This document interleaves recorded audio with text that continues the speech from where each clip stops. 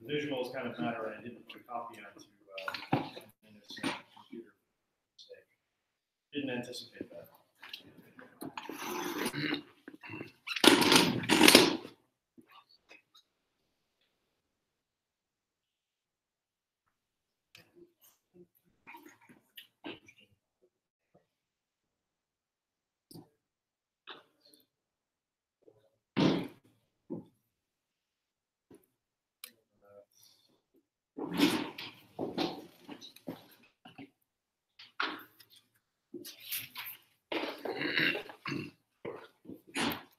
Like any developer, I have a zillion things open, so it's opening them all on my app.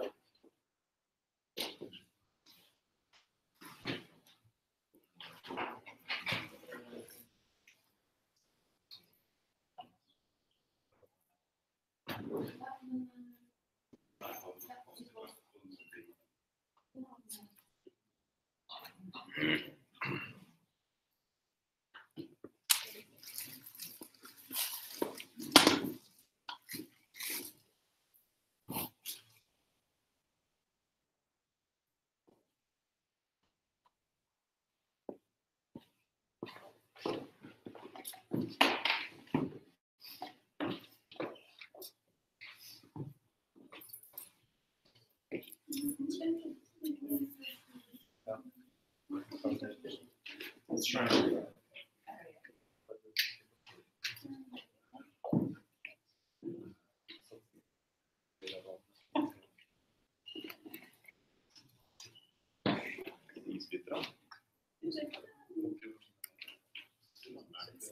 Do we have a duck joke? Oh, do we have a duck joke? Are you trying to recover? Yeah. Yeah. Let me do one better. So we have a duck joke. So I'll buy you about 7 minutes. That's okay?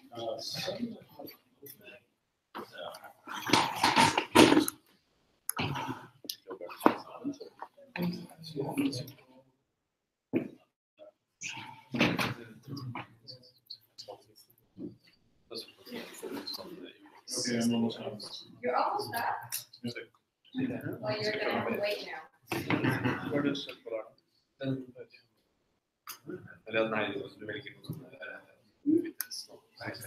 Men är det hela koncernen eller sällskap?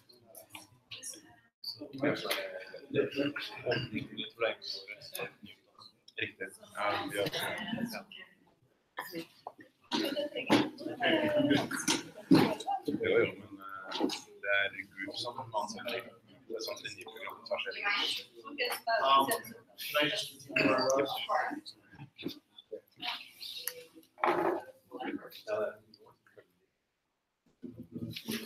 Men hvis det kommer så det folk fantastisk. So just to bring the title to, I think, an appropriate place,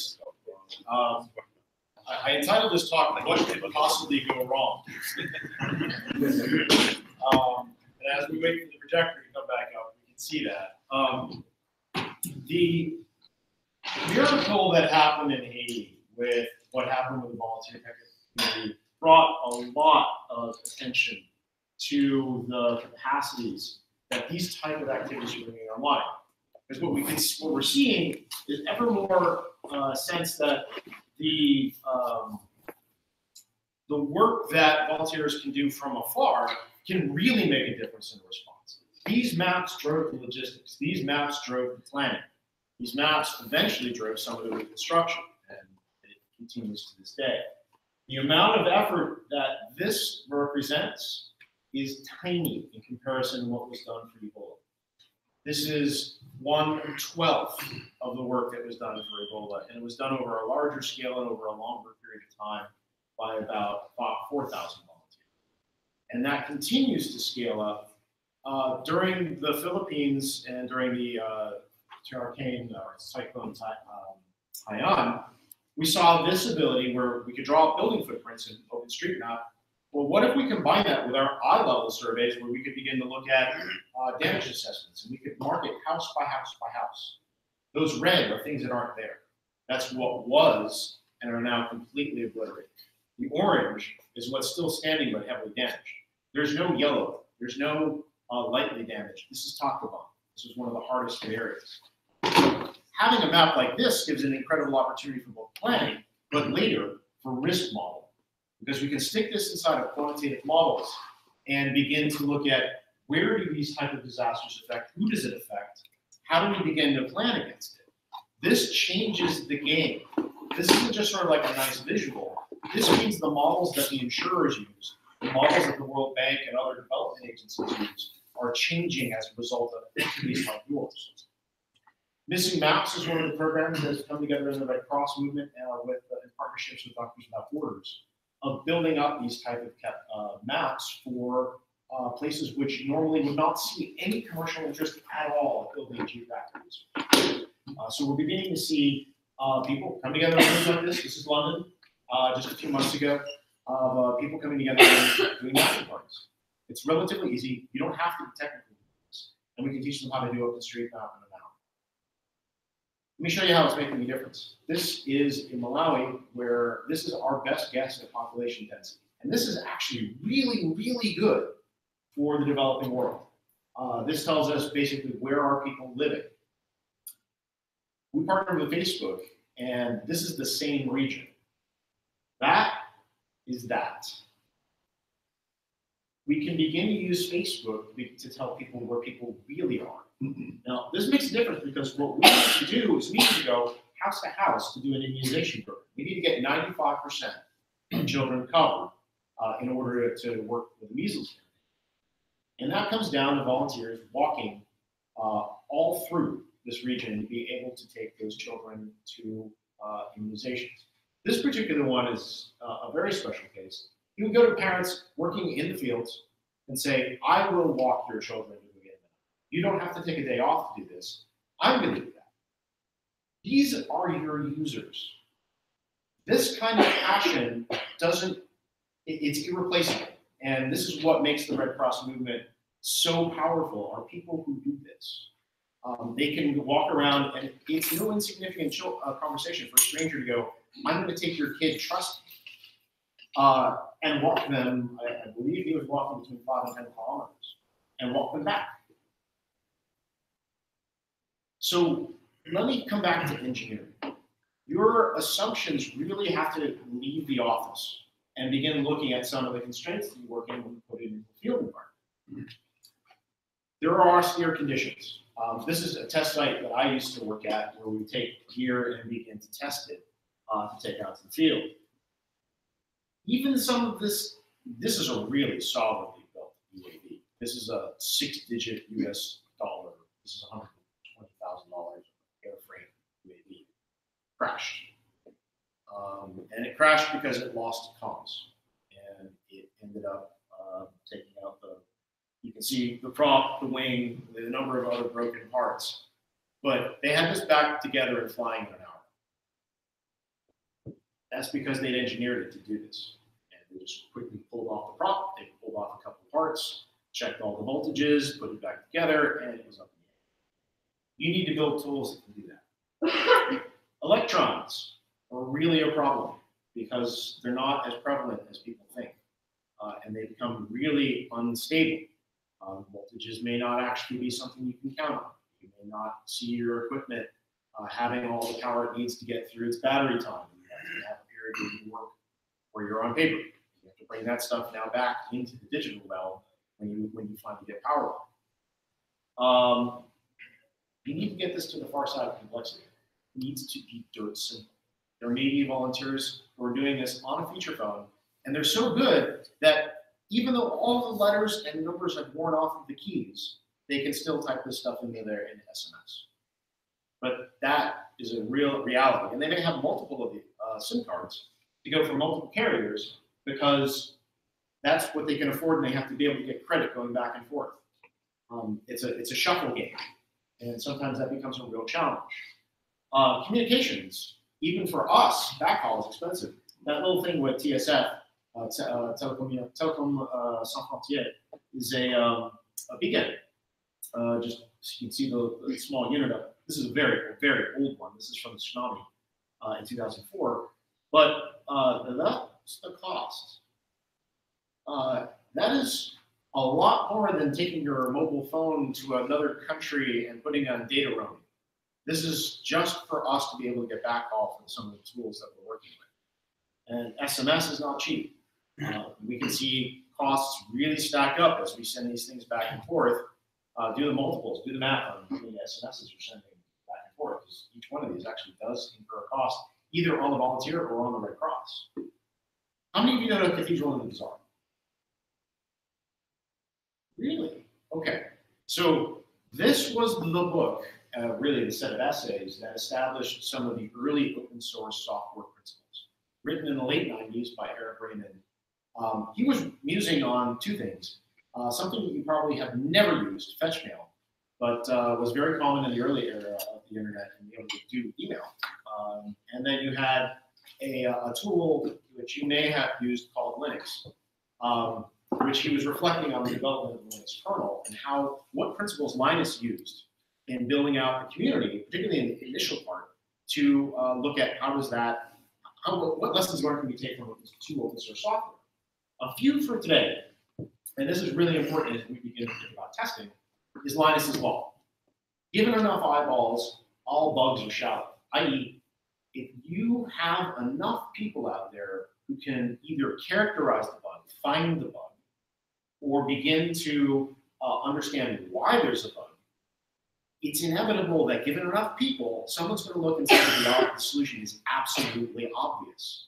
Whereas some people might, as I've done, spend a day or two trying to just track down what the heck is going on and then have to debug it and may spend another day or two doing it. Sometimes people just look at it and go, here, and they change one line and it's done. This is a really powerful part of open source software. This brings up another thing. If you have to treat those beta testers as if they are your most valuable resource, because suddenly they will become it given Linus's law. Given the fact that you have so many people involved in finding your bugs, you can now use that as a new source. This is completely against every software principle that most people learn in engineering school, which is keep it closed to a small team, and then release it only when it's ready. It's the most uncomfortable thing to do when you get involved with open source, is to put out code that you guarantee have bugs in it. But this is a process of trust and a process of using this community that's come together to be able to do this. Think about a community not unlike passionate volunteers who are willing to do this stuff. Build on that. Another thing that he brought up, and this is sort of the constructive laziness. When you are writing, there are some great people who can write some amazing code, but the best developers are the ones that we use. May just simply rewrite, refactor, find a better way to use something that's already there, because you're just building on someone else's brilliance. That also becomes something that makes things faster and build in a new way. The thought that I want to leave you with, as you begin to build this up, really, you are in a place where the capacity that you're bringing is changing the game. I happen to be at this commencement address, and it was one of the most moving that I have ever seen. J.K. Rowling came and gave her only commencement address and talked through her experience at Amnesty International, where she had had this experience of seeing so many people, through their power of empathy, understand what they could do and come together and begin to imagine themselves into the shoes of someone who's gone through probably the worst experience a human could ever go through. And she wanted to leave a thought that despite all the magic that we put into all these beautiful books, and despite all the thoughts that we have about using this power that doesn't really exist except in our fictional worlds, like we already have that power. This is something where we can imagine. And what you're doing is literally, with abstractions, code, imagining something. This is an act of imagination, is what you're doing as a developer. So what I'm going to charge you with today imagine better. Imagine a world where we can look at these diseases and we can begin to do something completely different. I think what you're doing and what you've come together with all of your companies, all of your personal time, and with the Norwegian Red Cross is an incredible next step in what we're trying to do with volunteer and digital humanitarians. And so I really want to thank you for being here. I want to thank you for your code. Thank you for your passion. And I really want to wish you a fantastic Codeathon. Forward to seeing you. Thank you.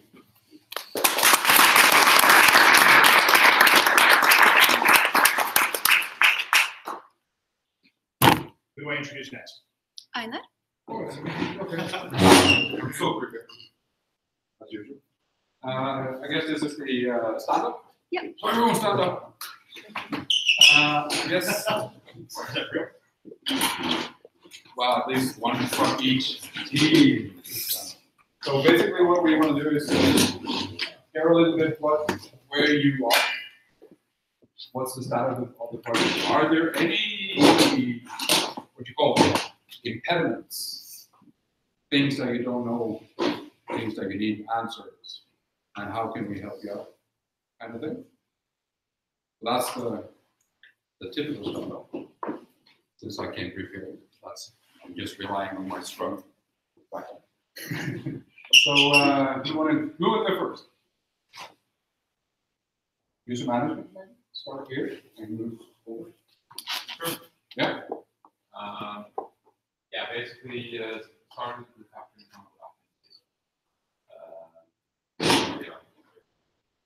also did a lot of ramping up on Angular. I don't think any of us have before.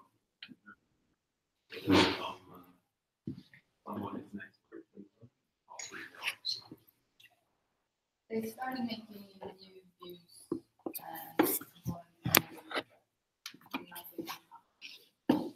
Okay, so Angular expertise. If you guys need that, anyone that volunteered to help these guys out, so we have one over there that could help you out afterwards. Okay, cool.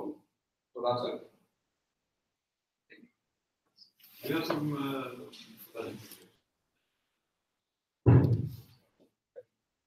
So another note on user management, we're going to do that end to end, right? And provide a kind of a frame of reference for all projects. So this is a living code base and it changes over time. And we decided to make this the reference, since the example sitting there is not really a perfect reference. So this will be a more live real reference, and we are also considering moving the sample of people. So that's a general thing. Okay, so you are. Hi, I'm Eva. We were yesterday looking into the potential names and kind of like logos for that, and kind of like I have the feeling we were a little bit kind of like frustrated at the end of the evening. It's kind of like we didn't know really which direction to go to and so on. So we put kind of like a lot of things on the flip chart. So please have a look, and kind of like if you have any other suggestions, really creative ones, put them on the board. We also, I think, kind of like put it on the Slack, so that we get more people on board. And today I think it's going to be around kind of like starting to narrow it down. But yeah, if anybody can help us with that, that would be.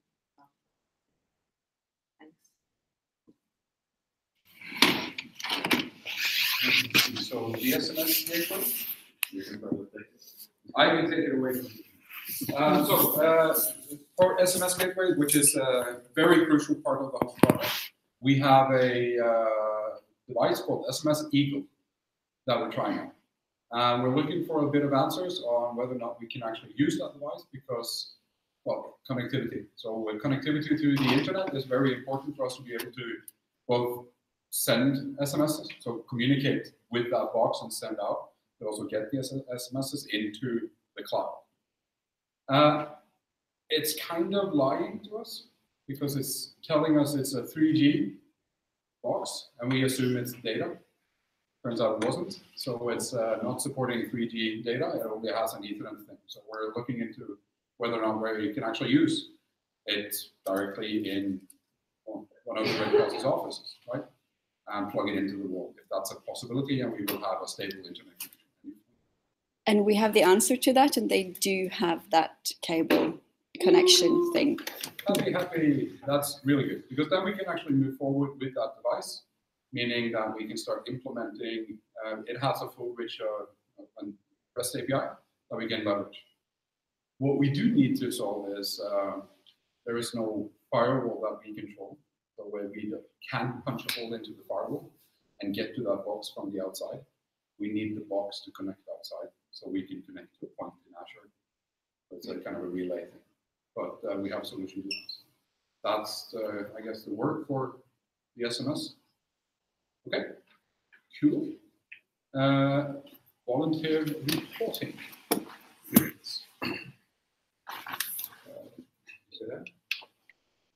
Okay, we're both newbies on this.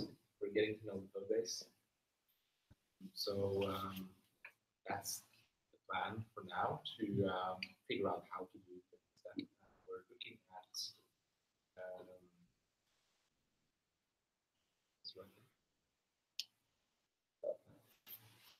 there's a story called Get an Update Automatic Reply Messages. Yeah, and that happened last night. So we were talking to the admin team whether they should own the messages or not, or whether we should have a UI for administering messages within our boundary. And I think we concluded yesterday that the ownership of the messages is with the admin module, that we should subscribe to events to keep our database up to date with the messages that exist so that we can be used. Let's please rediscuss that, more on that.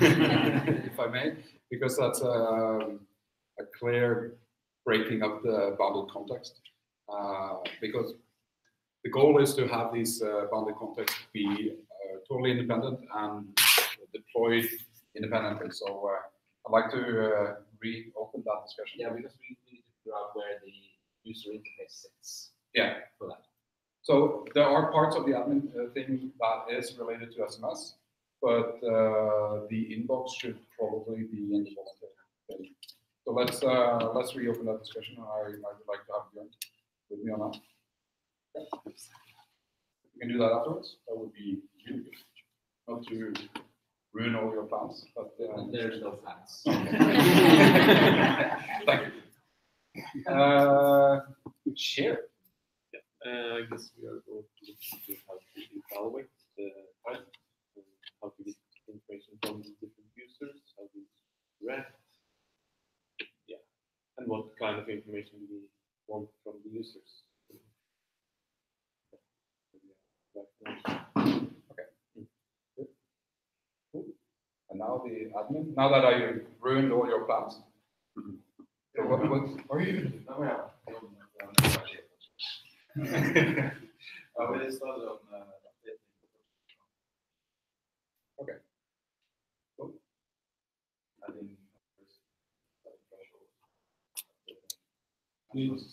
I'm cleaning up some code and adding some tests. We're watching. There's no test in the action. So that's test driven. Very good. That's really good. We need to have tests, so increasing the test coverage is really good. So can I borrow that computer? I think that was all the teams, right? But I want you to say hi. Hi. Hi to, we have some people in Sandefjord and other places. Way! We're watching this, so hi. They are going to pretty much join the user management stuff. But there's a guy, Michael, you know who I'm talking about. He's going to be he's a real expert in the whole kind of domain modeling. So if you have any questions related to kind of the, how do you model your domain? What's a good event? What's a good name for an event? How does a good event look like? All these kind of things. Go to Slack, look for Michael Smith, ask him, and dig him up. He's going to be here tomorrow as well, physically. So he's going to be that guy, in addition to helping out on the user management. Okay? Was that it? Cool. Hey, good. Then I don't do duck jokes. You don't do that. I don't do duck jokes. I only duck go. That's the only thing I do when I need to search. I'm paranoid, so I don't do Google or anything. There's one that no one understood last time, so I have microphones for you guys. How do you get down off of that?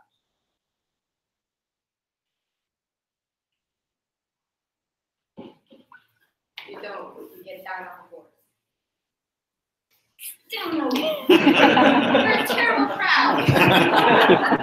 Okay, so if anyone gets it, just come to me. Okay? You'll get prize. You'll get a prize.